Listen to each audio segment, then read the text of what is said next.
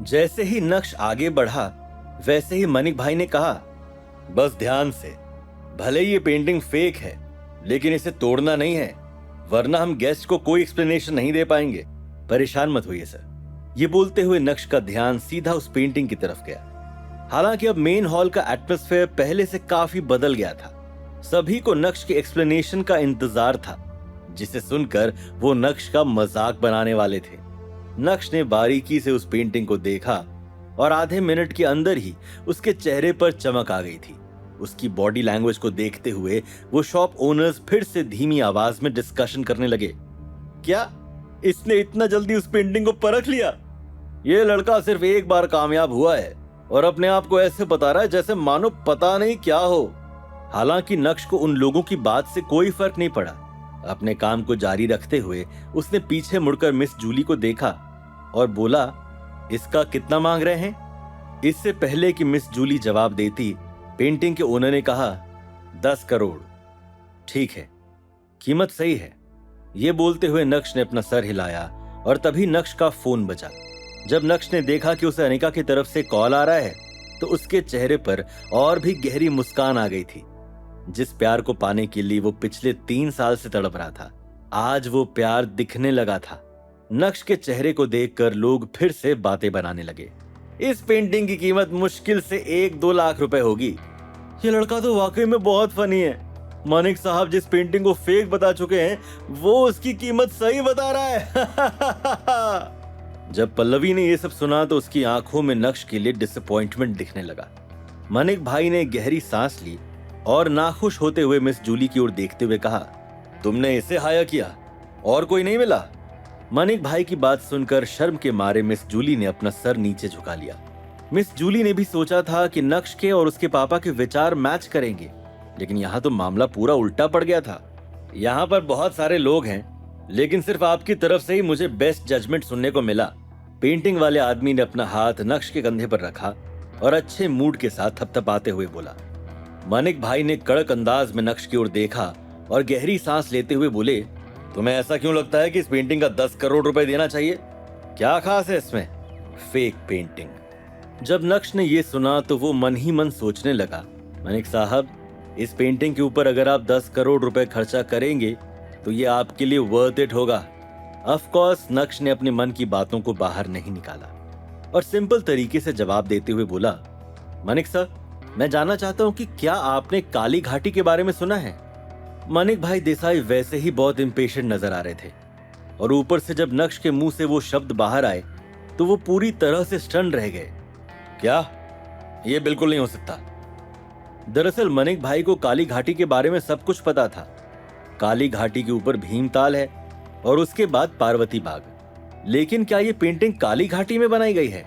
सिर्फ चित्र में काली घाटी होने से ये तो नहीं कि उसे काली घाटी में ही बनाया गया है।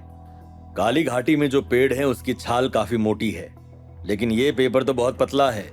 और तो और अगर काली घाटी की जड़ी बूटियों के कलर इस्तेमाल किए गए तो फिर इस पेंटिंग के कलर फीके क्यों हैं? ये बोलते हुए मानिक भाई के एक्सप्रेशंस लगातार बदलते जा रहे थे। वहां मौजूद बाकी लोगों के चेहरे पर पजल्ड एक्सप्रेशंस थे, क्योंकि किसी को भी समझ में नहीं आ रहा था कि नक्श और मानिक भाई किस बारे में बात कर रहे हैं। मानिक सर, आप देख सकते हैं कि इस पेंटिंग में काली घाटी का पूरा दृश्य दिखाया गया है और आज काली घाटी इस रूप में मौजूद नहीं है। इस पेंटिंग को बनाने का तरीका 1000 साल पुराना है। क्या आपको लगता है कि कोई मॉडर्न चित्रकार इस तरह की पेंटिंग बना सकता है? नक्श ने स्ट्रेट फॉरवर्ड होते हुए कहा, लेकिन इसके कलर इतने फीके हैं कि। इससे पहले कि मानिक भाई अपनी पूरी बात कह पाते, नक्श ने उन्हें बीच में ही टोकते हुए कहा, मानिक सर, आप भी एक एंटीक अप्रेजर हैं। आपको पता होना चाहिए कि हजारों साल पहले के कलर्स काफी डार्क होते थे और अगर उन्हें पेड़ की छाल पर लगाते थे तो छाल गल जाती थी। इसलिए कुछ आर्टिस्ट ऐसे भी थे जो पतले और फीके कलर्स का इस्तेमाल करते हुए उस जगह की खूबसूरती को अपनी अदाकारी से दिखाने की कोशिश करते थे। ये पेंटिंग ऐसे ही एक आर्टिस्ट की कला है। उस जमाने के आर्टिस्ट काफी मेहनत के साथ पेड़ की छाल पर काम करते थे। आपको तो पता ही होगा कि पेड़ की छाल भी बहुत तरीके की होती है। उस हिसाब से सही छाल का चुनाव करना और उसके बाद फीके कलर्स के साथ उस जगह की खूबसूरती को उतारना, ये कोई आसान काम नहीं है। ये बोलने के बाद नक्श ने पेंटिंग के ठीक निचले हिस्से की तरफ इशारा करते हुए कहा, ये पेंटिंग भानु प्रसाद जी ने बनाई है। आपको तो उनका सिग्नेचर मूव पता ही होगा। आइए, आप देख सकते हैं, इस मूव को कॉपी करना नेक्स्ट टू इम्पॉसिबल है। ये बोलते हुए नक्श ने थोड़ी जगह बनाई जिससे मनिक भाई देसाई उस पेंटिंग पर लगे सिग्नेचर मूव को देख सके। पहले तो मनिक भाई को अपनी आंखों पर यकीन नहीं हुआ, लेकिन जब उन्होंने भानु प्रसाद के उस सिग्नेचर मूव को देखा जिसे कोई कॉपी नहीं कर सकता था, तो उनके चेहरे के एक्सप्रेशंस अचानक से बदल गए। तुरंत ही उन्होंने जोर से चिल्लाते हुए कहा, कोई जल्दी से आओ और इस जेंटलमैन को पैसा दो। ये सब क्या चल रहा है? क्या वो पेंटिंग वाकई में असली है? ये पेंटिंग काली घाटी की है? मनिक भाई का रिएक्शन देखकर वहां मौजूद सभी लोग अपने अपने कंक्लूजन्स पर पहुंच गए थे। जिन शॉप ओनर्स ने पहले नक्श का मजाक उड़ाया था, अभी उनके चेहरे पूरी तरह से ऑकवर्ड स्टेट में नजर आ रहे थे। पल्लवी, जो अभी भी उधर ही मौजूद थी, ये सब जानकर और देखकर उसका शरीर कांपने लगा था। नक्श को डिसबिलीफ की नजरों से देखने के बाद वो मन ही मन सोचने लगी, ओह माय गॉड, इसे सिर्फ हीरे की ही परख नहीं है, बल्कि ये तो लेजेंडरी पेंटिंग्स को भी अच्छे से परख लेता है। मिस जूली को भी कुछ समझ में नहीं आ रहा था कि अचानक से उसके पिता को क्या हो गया है। तुरंत ही उसके कदम मनिक भाई की तरफ बढ़े और बोली, पापा, आर यू सीरियस? अरे तुम अभी तक खड़ी क्यों हो? ये काली घाटी की पेंटिंग है। जल्दी करो और उन जेंटलमैन को सारा पैसा अभी ट्रांसफर करो। मैं नहीं चाहता कि वो अपना मन बदल ले। मनिक भाई अब इतने ज्यादा एक्साइटेड थे जैसे मानो वो खुद अभी काली घाटी में बैठे हों। चलो चलो, अब आप लोगों को जब पता चल गया है कि पेंटिंग असली है, तो मुझे जल्दी से पैसे ट्रांसफर करो। मुझे और भी बहुत सारा काम है। मैं आप लोगों के साथ अपना समय और बर्बाद करना नहीं चाहता। लगता है वो पेंटिंग वाला आदमी बहुत जल्दी में था। ये देखकर नक्श ने गहरी सांस ली। हालांकि नक्श को इतना तो पता चल गया था कि उस आदमी को पेंटिंग के बारे में कोई नॉलेज नहीं थी, क्योंकि अगर होती तो वो इतने सालों पुरानी पेंटिंग जिसे भानु प्रसाद जी ने बनाई थी, उसे सिर्फ 10 करोड़ रुपए में नहीं बेचता। इसकी मार्केट वैल्यू कम से कम 50 करोड़ रुपए होगी, ऐसा नक्श को लग रहा था। जब नक्श ने भानु प्रसाद जी के सिग्नेचर मूव को देखा था, तो नक्श उस मूव की जांच पड़ताल करना चाहता था। जब उसने झुकते हुए उस मूव को बारीकी से देखा, तो उस पेंटिंग से अलग अलग जड़ी बूटियों की स्मेल आ रही थी, और इसी वजह से नक्श को पता चला कि वो पेंटिंग असली है। लेकिन साथ ही साथ नक्श ने कुछ ऐसा भी देखा जिससे नक्श के दिमाग में कई सारे सवाल आ गए थे। हालांकि नक्श ने शांत रखते हुए थोड़ा इंतजार करना ठीक समझा। अपनी बात खत्म करने के बाद मनिक भाई ने उस पेंटिंग को अपने हाथों में उठाया और उसे लेकर सेकंड फ्लोर की तरफ बढ़ने लगे। उसी समय वहां मौजूद बाकी के शॉप ओनर्स ने अपना फोन बाहर निकाला और काली घाटी के बारे में पढ़ने लगे।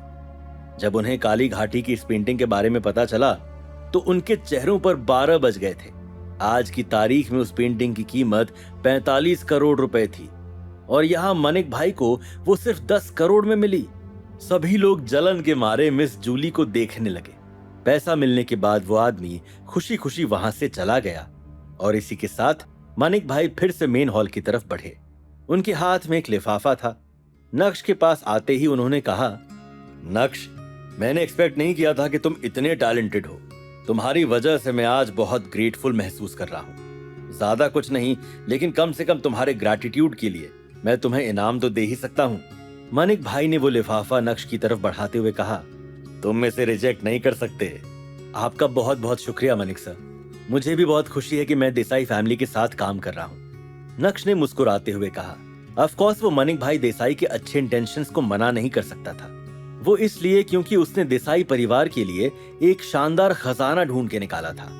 उस पेंटिंग की असली कीमत को देखते हुए नक्श ने देसाई परिवार को प्रॉफिट से भर दिया था। ऐसे में नक्श के हाथ में अगर थोड़ी लक्ष्मी आ रही है तो वो मना क्यों करेगा? वैसे भी हाथ आई लक्ष्मी को ठुकराते नहीं हैं। जूली, तुमने सही आदमी को हायर किया है। मनिक भाई की आंखें नक्श से हटने का नाम ही नहीं ले रही थी। हालांकि तुम अभी बहुत जवान हो, लेकिन तुम्हारी एबिलिटी बहुत ही आउटस्टैंडिंग है।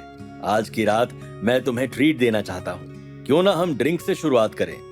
काली घाटी की उस पेंटिंग के मिलने के बाद मनिक भाई की एक्साइटमेंट 7वें आसमान पर थी। वो इतने ज्यादा खुश थे कि उनकी खुशी को शब्दों में बयान नहीं किया जा सकता था। दूसरी बात, जब उन्होंने नक्श के अंदर वो पोटेंशियल देखा, तो उन्हें अपनी जवानी के दिन याद आ गए, और इसी वजह से उन्होंने नक्श से बात करने का फैसला किया था। तभी तो अचानक से नक्श को 5 स्टार ट्रीटमेंट मिलने लगा था। सर, शायद मैं आपके मूड को अपसेट करने वाला हूँ। मुझे और भी कई सारे काम हैं, तो हम आज की रात साथ नहीं बैठ पाएंगे।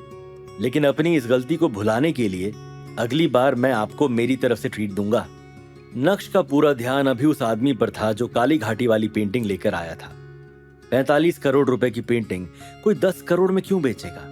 माना कि उसे कुछ नहीं पता, लेकिन उसके पीछे की कहानी जानना भी तो बहुत जरूरी है जनाब। कोई बात नहीं, बिजी इंसान को मैं कभी नहीं रोकता, लेकिन हाँ, तुम्हारी ट्रीट का मैं इंतजार करूंगा, मानिक भाई ने मुस्कुराते हुए नक्श से कहा। उसके बाद नक्श वहां से फौरन निकल गया। देसाई एंटीक एम्पोरियम से बाहर आते ही नक्श की नजर उस इंसान पर पड़ी जो पेंटिंग लेकर आया था। वो किसी से कॉल पर बात कर रहा था, शायद अपने लोगों को गुड न्यूज दे रहा था। इस आदमी के साथ कुछ तो गड़बड़ है। वो इतनी कीमती पेंटिंग लेकर इसी स्टोर में क्यों आया? उस पेंटिंग से आ रही स्मेल, उस पर लगी मिट्टी, ये मुझे कुछ और ही इशारा कर रही है। नक्श ने मन ही मन सोचा और तभी नक्श का फोन फिर से बजा। बोलिए, लगता है आज हमारी बीवी हमसे दूर नहीं रह पा रही है। कॉल उठाते ही नक्श ने अनिका से कहा, कहाँ थे तुम? मेरा कॉल क्यों नहीं रिसीव किया? नक्श की मीठी बातों को इग्नोर करते हुए अनिका ने कहा, तुमने ही तो कहा था कि हमारा डिवोर्स मेरे परफॉर्मेंस पर डिपेंड करेगा। मैं अच्छे से अच्छा परफॉर्म करना चाहता हूँ, क्या तुम नहीं चाहती? नक्श ने छेड़ते हुए कहा। क्या अनिका के मन में अब नक्श के लिए प्यार जाग गया था? वैसे उस पेंटिंग का क्या रहस्य है? नक्श के मन में उस पेंटिंग को लेकर आखिर चल क्या रहा है? जानने के लिए देखिए अगला एपिसोड सिर्फ पॉकेट एफएम के यूट्यूब चैनल पर, और इंस्टा एम्पायर के सारे एपिसोड सुनने के लिए डिस्क्रिप्शन में दी गई लिंक से डाउनलोड कीजिए पॉकेट एफएम ऐप।